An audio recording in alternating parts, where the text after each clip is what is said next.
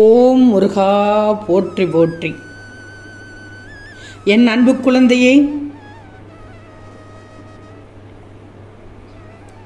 இப்போது நீ தூங்க போகும் நேரத்தில் அவசரமான செய்தியை கொண்டு வந்துள்ளேன். உன்னிடம் இப்போதே நாம் பேசியாகணும். கேட்டால் நிம்மதியாக தூங்குவாய், மனநிறைவோடு தூங்குவாய், சந்தோஷமாக தூங்கி எழுவாய் தங்கமே. உன் வாழ்க்கையில் அனைத்து மங்களங்களும் உண்டாகப் போகிறது. ஒவ்வொரு நாளும் உன் வாழ்க்கையில் ஒவ்வொரு படிப்பை தந்து கொண்டிருக்கிறது. உன் வாழ்க்கையில் நடந்து கொண்டுதான் இருக்கிறது. நீ தாண்டி கடந்து வந்த நிமிடங்கள் உன் மனதிற்கு பக்குவத்தை தந்திருக்கிறதா? அது ஒரு உயர்வான பாதையை காண்பிக்கப் போகிறது பார். உடைந்து உடைந்து போனாய், மனம் உடைந்து போனாய், மனம் நொறுங்கி போனாய், சுக்கு நூறாகி போனாய். ஆனாலும் உன்னை உருவெடுக்கச் செய்வேன் இந்த முருகன்.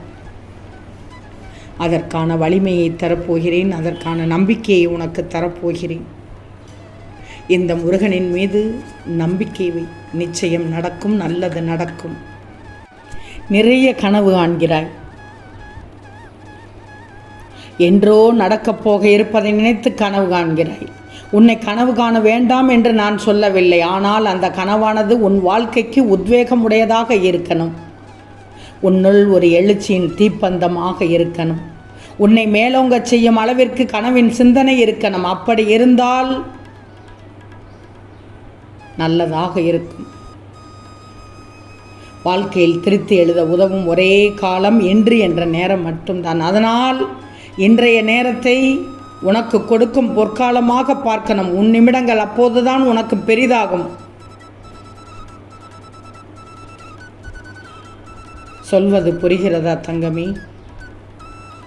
நேற்று என்ற வேரை இன்று என்ற இலையை பசுமையாக உணர்த்த சில சூழல்களை உனக்கு காண்பித்துக் கொண்டிருக்கிறேன். அவ்வளவுதான்.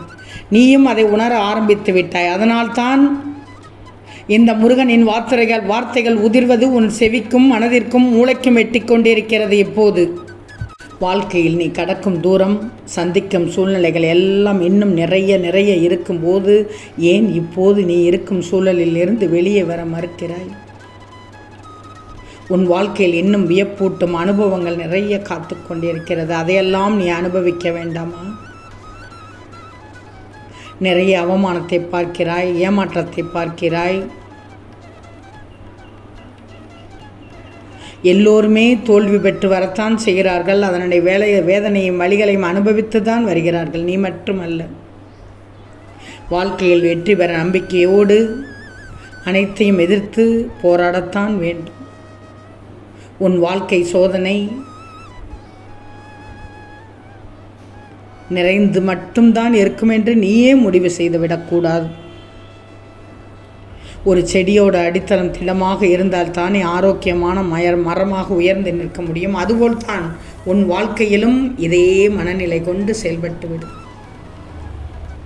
மற்றவர்கள் உன்னை உதாசீனப்படுத்திய நிமிடங்கள், துரோகங்கள், வஞ்சகத்தால் நீ சிந்திய கண்ணீர் அனைத்தும் பரிசுகளாக உன்னை வந்து சேரப்போகிறது. இனிமேல் எல்லாம் ஏற்றம்தான். இது உன் முருகனின் சத்திய வாக்கு. உன் வாழ்க்கையிலும் வெற்றிகள் குவியப் போகிறது. கலங்காதே, நிம்மதியாக தூங்கு. இந்த முருகன் இருக்கிறேன் உனக்கு. இனி உன் வாழ்க்கை எப்போதும் ஏற்றம் பெறும். இந்த முருகனின் வார்த்தையை நிச்சயமாக நீ நம்பணும். நம்பினால்தான் வாழ்க்கை. என் முருகன் எனக்கானதைத்தான் சொல்வார் என்று நினைச்சிக்கும். தினம் தினம் ஒவ்வொரு குழப்பம் உன்னை ஆட்டி படைக்கிறது என்று எனக்கு நினைக்கும். அதிலிருந்து தப்பித்து ஓட பார்க்க முடியுமா? தப்பித்து ஓட பார்த்தால் அந்த குழப்பமானது மீண்டும் மீண்டும் உன்னை துரத்தத்தான் செய்யும். ஒவ்வொரு நேரமும் அதனால் வேதனை தான் அடைந்து விடுவாய்.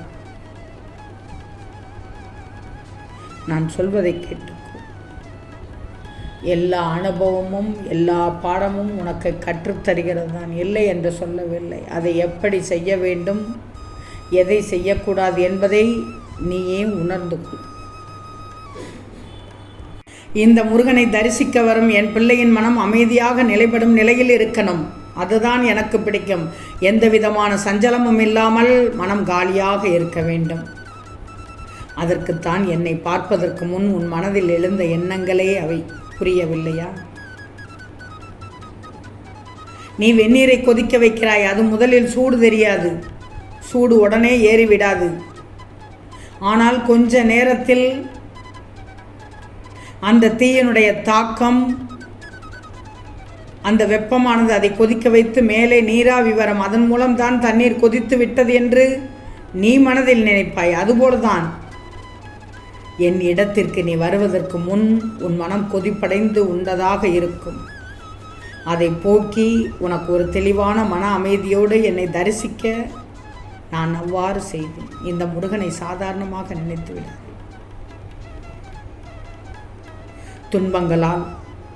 நீ துன்பங்களால் வழி இழந்து மனதளவில் பாதிக்கப்பட்டிருக்கிறாய் என்று எனக்கு தெரியும். என் பிள்ளையின் மனது பற்றி எனக்கு தெரியாதா? இந்த நேரத்தில், இந்த இரவு நேரத்தில் நீ தூங்காமல் தேவையில்லாத எண்ணங்கள் உன்னிடமும் உன் மனதினிடத்தில் உள்ளே வர எல்லா முயற்சிகளையும் செய்யும். நிச்சயமாக வாழ்க்கையில் மேடுகள் இல்லாத இடம் கிடையாது. அதுதான் உன்னை யாரென்று உன்னையும் உனக்கே அறிமுகப்படுத்தும். யோசிச்சுப்பார். எல்லா மரங்களும் சிறியதாக இருப்பதும் இல்லை, பெரிதாக இருப்பதும் இல்லை. சிறியதாக இருக்கும் மரங்களை, பெரிய மரங்களை பார்த்து பிரமிக்குமாம். ஒரு நாள் நான் இப்படி வளர வேண்டும் என்று. அதுவும் வளருமாம் பெரிதாக. அதே போலவே சிறிதாக இருக்கும் மரங்கள் அதே எண்ணத்துடன் தான் இருக்கும். நம்மால் முடிந்த அளவு அதன் வளர்ச்சிக்கு ஒரு துணையாக அதற்கு நிழல் கொடுப்போம் என்று நினைத்து அவ்வாறு செய்தது. அப்படித்தானே தங்கமே? அதே போல்தான் அனைத்தும்.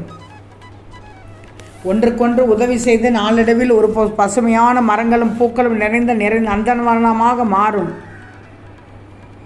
கவலைப்படாது.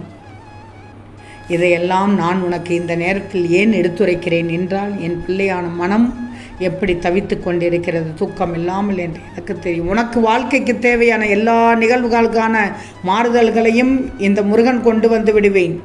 எதற்கும் பயப்படாதே. நான் உனக்கானவன். இந்த முருகன் உனக்கானவன். உனக்காக மட்டும்தான் இருக்கிறேன். உனக்கான வாழ்க்கையை நிச்சயமாக தருவேன். உன் வாழ்க்கையோடு நானும் ஒன்று இருப்பேன். கவலைப்படக்கூடாது. என்னை நம்பிய பிள்ளைகளுக்கு எதை எந்த நேரத்தில் எப்படி செய்ய வேண்டும் என்று எனக்கு தெரியும். நிச்சயமாக செய்வேன். இப்போ அப்போ என்ற காலகட்டமெல்லாம் இல்லை.